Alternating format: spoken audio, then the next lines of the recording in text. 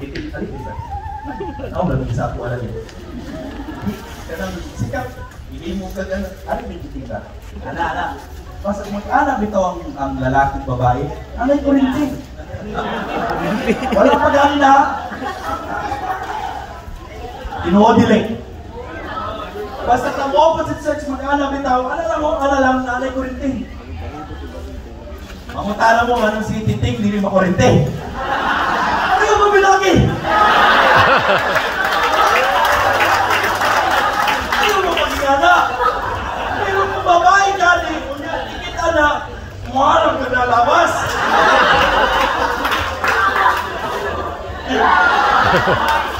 Kung niya mo ala tayo na. Di basa lagi mo kamot.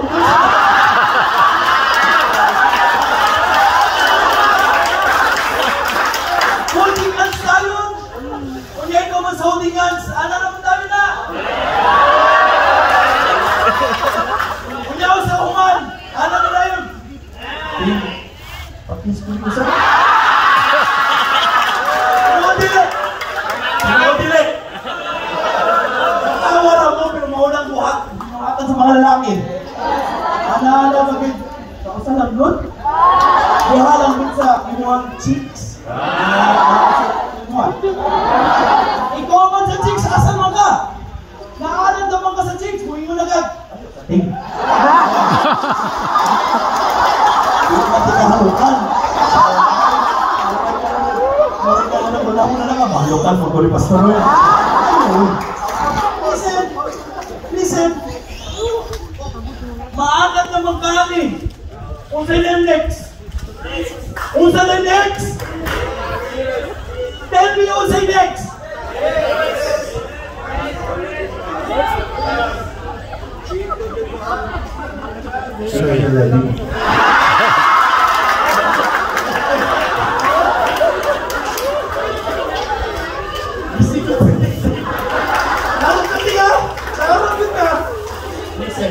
Listen. Tingnan ka sa Pastor Savior. Not because we want to destroy you or to take you away from fun, but to tell you that it is dangerous now. Dahil hindi mo pa kaya. Hindi ka pa handa. Agresibo ka pero hindi ka pa handa. Kapag sinabi ng pastor, stay pure, then stay pure. Pag sinabi ng pastor, let go of the toxic relationship, then you have to let go. Hey, totoo sinabi ng pastor, hindi po pwedeng magsama ang Kristiyano at hindi Kristiyano. Usay tayo kamay mga gentleman, mga among mga ladies. Minsan makapwede niya gaba yung mga tawanan. Ayaw mo pag yun, pastor, walang may guwapo din rin. Nakakita niya si pastor, parang ka ng mga bahog-ilot. Mauna pag makikita ko outside the fence, woo! Katong pastor, may guwapo kayo. Uy, listen, kabalo ba mo, na moingon ng pastor, ayaw lagi pagrelasyon sa believer? Kaya once na marelasyon mo anak, ilayo mo ka sa Ginoo. Hindi magka-free to worship God in spirit and in truth. Ikaw na mag-suffer. Young ladies, pag naalam mo sa saktong panahon, pamili mo ani. Saktong panahon ba? Ako lang yan. Bak, anak ko sila. Sabi niyo yung problema ani. Kasi yung problema ni Titing.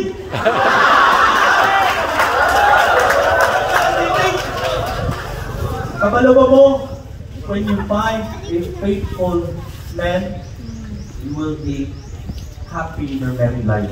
It will never be perfect, pero hindi pa kayo ka. Ano man, God's women live faithfully. Di ba, Tim? Bawi ko. When your pastor say, come back to prayer, you come back to prayer. He's not attacking you, he's protecting your identity. Let me go to my last point. Your parents, your pastor, and your church and community. Ayaw mo hawa sa church. Ayaw mo hawa sa church. Buyong ka, hipokrito man good ang mga tao sa church. Kunya, ang sanitoy ka ng mga tunay ka, Paul. Niya hipokrito ba? Naaman ka dito. Unya mo sa kayo magkagsakyanan niya, hipokrito ba mga tapad mo? Nga naman sa church, mga hipokrito, ma-learn, malupulong sa Ginoo, mag-grow, magbago. Ano mo i-daily lang ko sa church? Sa'yo, you have to stay in your church. You have to stay in the fellowship of the church. Ayaw yun kung tayo mong kaugalingan na magpalayo sa church because it is a protection. You don't grow your identity alone. God designed the church to be the place where your true spiritual identity is built, refined, and protected. Church is not a Sunday routine. It is a divine environment na makapun ka who you are in Christ, who you are in the community, who you are in purpose. The church community is your spiritual greenhouse, where you imong magtuo and grow strong in your God-given identity and root. Kaya ang inom sa Hebrews chapter 10, 24 to 35, and let us consider one another to provoke unto love and good works, and to good works, not forsaking the assembling of ourselves together. Stay. The church is where your encouragement, your challenge, and you will stay accountable. When you isolate yourself, you disconnect from the very place God uses to grow you. Kaya nga those, sabi ng Psalm 92 verse 13, those that be planted in the house of the Lord shall flourish in the courts of our God. Stay in your church and your church community. Let me just end with this. Purposeful result. Living out your God-given identity with confidence and impact. When you stay connected sa identity makers nyo, parents, pastor, church, and ang Ginoo, you don't just survive, you walk in purpose. You walk in purpose, rooted, not shaken, confident, not confused, set apart, not blended in, influential, not invisible. When you let your identity makers shape you, pagsimula to live out the person God designed you to be. Young people, you are potential. You have that potential. Kaya gidesign ka sa Ginoo to be greater. Gidesign ka sa Ginoo to be head, not the tail. Gidesign ka sa Ginoo to be leader. In character, in calling, in purpose. Sabi ng 1 Peter chapter 2 verse 9, but ye are a chosen generation, a royal priesthood and holy nation, a particular people, that ye should show forth the praises of Him who hath called you out of darkness into His marvelous light. And Matthew 5:16, ang sabi ng Bible, let your light shine before men, that they may see your good works and glorify your Father which is in heaven. Kung dili ka mo biya sa mga identity makers. Listen, maghimo kang light. Ang light si Jesus Christ, and then you live out Christ in your life, maghimo ka. Yung light mag-reflect sa imo ka. You are going to be the light of this world. Pero pag hindi mo ginawa yan, tinitao, maghihirapan ka. You have to make the decision na hindi ko bubuhi sa akong ginikanan. I will honor them and love them. Dili ko bubuhi sa akong pastor. I will respect them, love them, and honor them. Dili ko bubuhi sa church na ihatag sa ako sa Ginoo. With the church community, I will love them, I will fellowship with them, I will stay with them. Kahit anong mangyari. Dahil magiging maganda ang resulta ng buhay mo as God designed you to be who you are. Young people, let me ask you a serious question before we close. What are you holding on to? Ngayong araw ito. It is the voice of TikTok, the opinions of your friend, or your version of truth, or the own version of your truth. Because ang Ginoo naghatag siya o ka ng voices, places to shape your identity, your parents, your pastor, church, also God's word para i-build ang iyong identity. You have to make the decision. Let us all stand and bow our heads.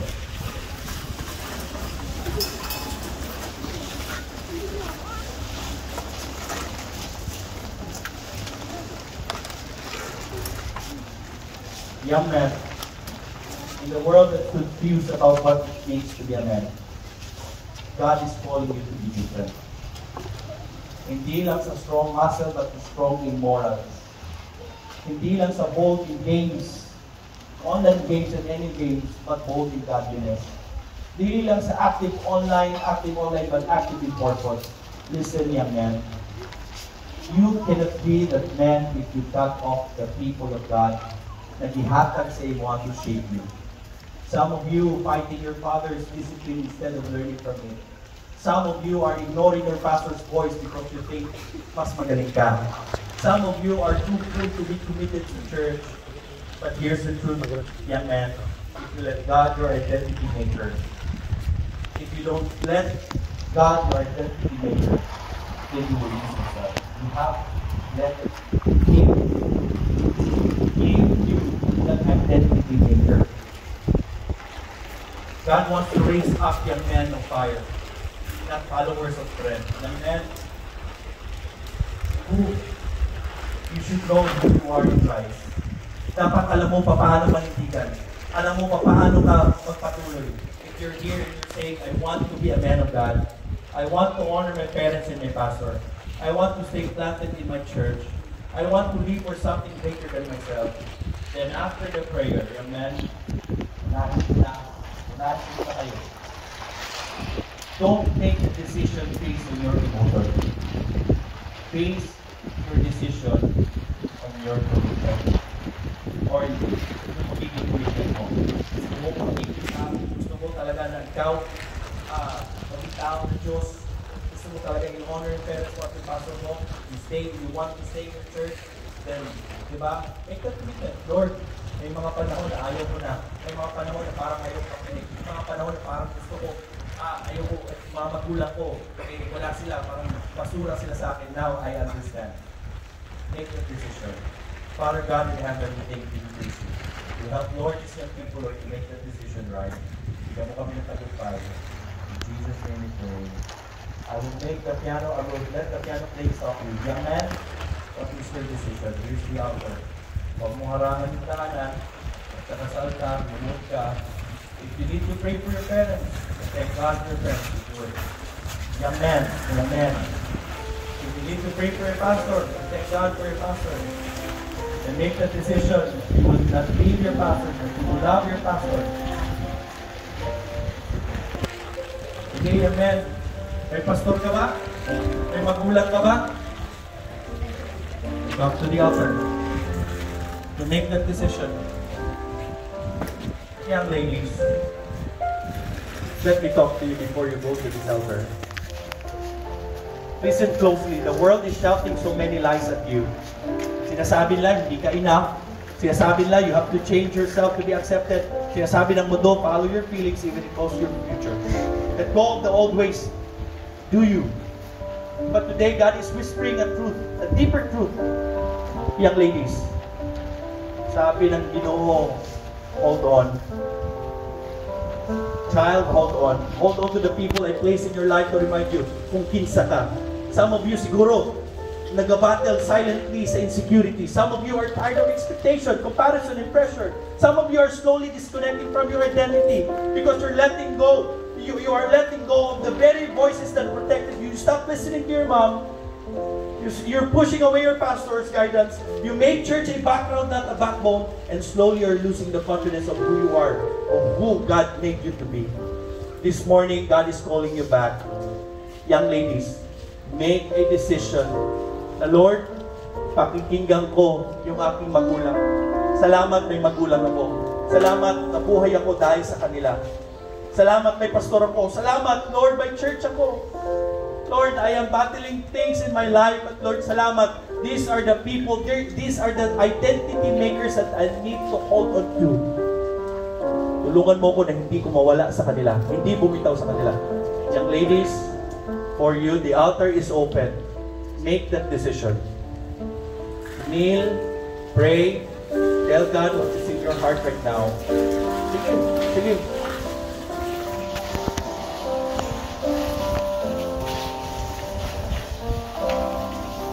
While kneeling down, I'm going to take this moment while you are praying. Is anyone here? Is anyone here doubtful sa kanyang salvation? You can raise your hand and let me pray for you. Pastor, nagduha-duhagin ko sa akong kaluwasan. I need to be sure of going to heaven. Please pray for me. Meron ba? Meron ba? We have one. Amen. You just need to be honest. We have one, Pastor. I need to be sure of going. We have to. We have to. We have to. Just raise your hand. We have three. Raise your hand. Raise your hand. Raise your hand. We have three. 1, 2, 3, 4, 5. We have 5. We have 6. I'm not sure, Pastor. I'm doubting my salvation. We have 7. Amen. We have 7. You need to be honest. We have 8. If you need to review, then there are pastors that are here, willing to help.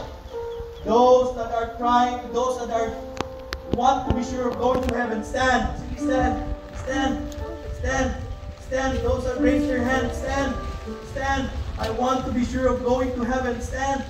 Continue to pray. Stand. Stand. Stand. 1, 2, 3, 4, 5, 6, 7, 8, 9, 10, 11, 12. Stand. We have 12. We have 12. How about you? Are you doubting your salvation? It's time for you to make that sure tonight, this morning. Amen. Amen. Amen. Pray, pray, pray.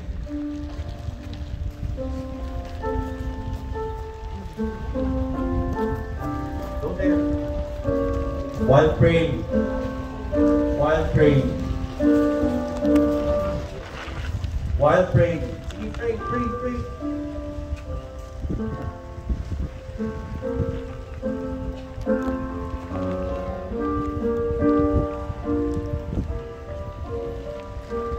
While praying. If you're making that decision ngayong umaga nito, Lord, I want to really be involved in the ministry. I want to be partnering with my pastor sa gawain. Lord, tulungan mo ko. I want to make the decision. I have the heart to commit myself in the ministry. Meron ba? You can raise your hand while kneeling. I'm going to pray for you. Meron ba? Meron ba? Meron? 1. We have 1. We have 2. Stand. Stand. Stand. Stand. We have 2. Pastor, please pray for me. Gusto kong tulungan yung pastor ko. We have 3. We have 4. Stand. We have 5. Stand. Gusto kong mag-partner sa aking pastor. I want my pastor to know, Lord, that I want to be his partner in the ministry. Amen. Amen. Amen. Amen. Amen. How about you, young people? I don't know about you, but you are now having that connection with God sa dinadanas mo. But let me just pray for this. Father God in heaven, you have seen the heart of young people. Lord, wala po kaming pwedeng ipagmayabang, wala kaming pwedeng ipagmalaki. But Lord, sa pagkakataon na to, let me just, Lord, give to you these young people na ang puso nila, Lord, manatili at hindi lumayo sa mga identity makers nila. Lord, salamat sa mga pastor who invested. Salamat sa mga magulang who allow their young people to be here. Salamat sa moment na ito, Father God, that the last preaching, Father God, prepare kami to make that decision. Whatever, Father God, you lead us, just help us, Father God, not to go astray after this, but to apply every word that we heard. We love you and praise you. In Jesus' name we pray. Amen.